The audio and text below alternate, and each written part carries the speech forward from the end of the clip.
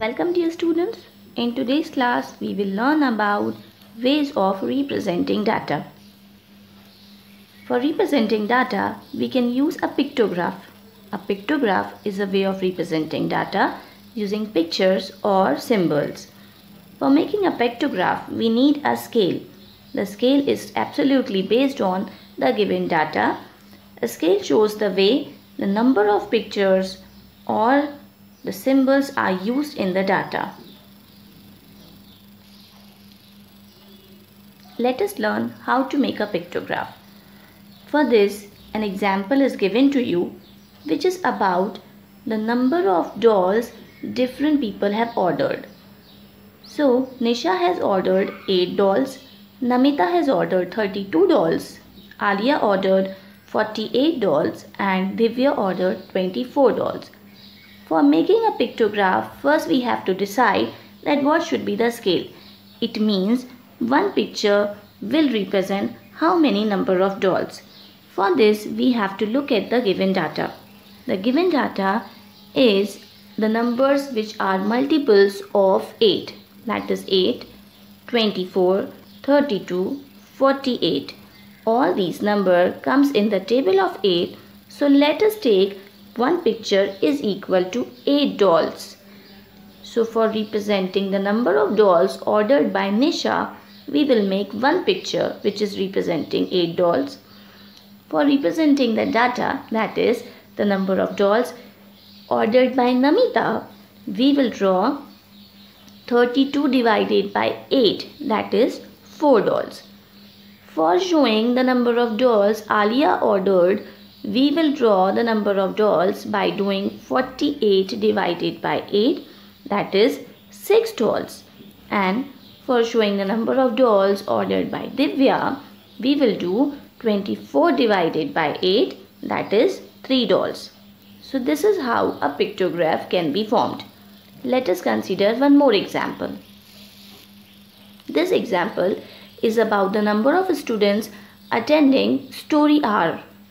We have to prepare a pictograph. So here we have been given 4 different weeks in which there are different number of children attending this story hour. For this we can see in the first week there are 4 children, in the second week 4, third week 36 and fourth week there are 20. Here you can observe that the given data is all the numbers that comes in the table of 4. That is 4, 12, 20 and 36.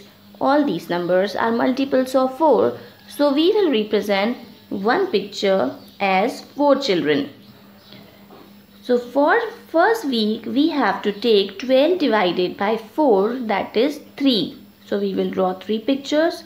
For representing second week there are only 4 children. So we will represent only by one picture. For third week there are 36 children. This can be represented by 36 divided by 4, that gives you 9. So we have to draw 9 pictures for third week. And for fourth week we have 20. 20 divided by 4 is 5. It means we will draw 5 pictures for showing this data. This is how we will represent number of children attending a story hour in a different week. You can take any picture of your choice. Let us now talk about a bar graph. A bar graph is a way of representing data using rectangular bars. Each bar is of same width or thickness. A bar graph will be drawn with the help of 2 axes. First axis is the horizontal axis called x-axis, and the second axis is the vertical axis called y-axis. The point from where both the axes originates is called origin, which is represented by alphabet O. Now look at this bar graph. In this bar graph, there is an information about the marks obtained by Samir in his unit test. You can see that in this bar graph, on x-axis, subjects are represented, and on y-axis, marks are represented. The subjects are English, Hindi, Mathematics, Social Science and Science. and the marks are up to 100 because 100 is the maximum marks. So we have taken a scale of 10. It means 1 unit on y-axis is equal to 10 marks and 1 unit on x-axis is represented by one subject. Now different questions can be asked by looking at this bar graph. The first question would be, what is the title of this bar graph? The title of this bar graph is Marks Obtained by Sameer in his unit test.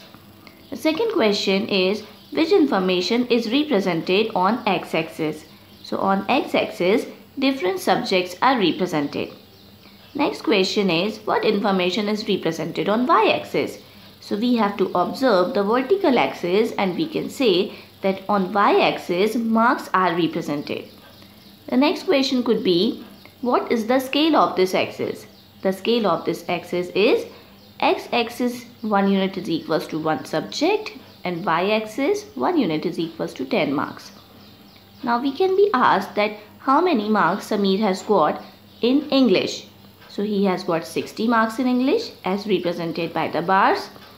He has got 35 marks in Hindi, 70 marks in mathematics, 50 marks in social science and 60 marks in science. Now comparative questions can also be asked that in this subject Sameer has got maximum marks. So you can see that the bar of mathematics is reaching the highest, that is 70. So Sameer has got maximum marks in mathematics. In this subject Sameer has got minimum marks.